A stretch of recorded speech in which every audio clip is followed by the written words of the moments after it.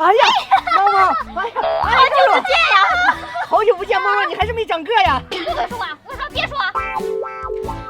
这高考呀，终于考完了，也不知道今天老师会给我们什么奖励啊？就是啊，你咋变黑了呢？你怎么还一脸痘呢？同学们好呀！老师好。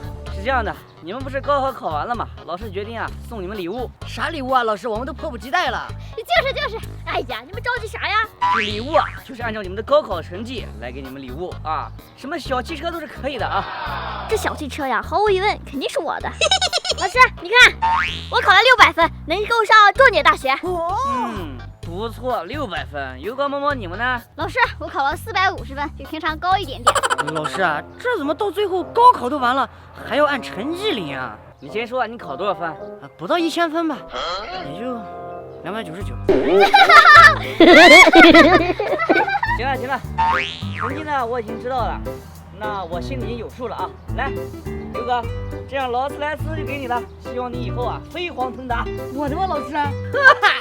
谢谢老师，我最爱你了，老师，谢谢劳斯莱斯，劳斯莱斯。别激动。猫猫来，这个电动车钥匙你的哈，跟你很配嘛，小巧玲珑的。来，哎呀，谢谢老师，正合我心意。叔叔你先稍微等一下，我去给你取啊。好的，老师。叔叔来，这个是老师送给你的。哎呦我去！为啥呀？我为啥是直板车？不是，这有句话说得好啊，你已经赢在起跑线上了啊。还是你开吧，我不要了。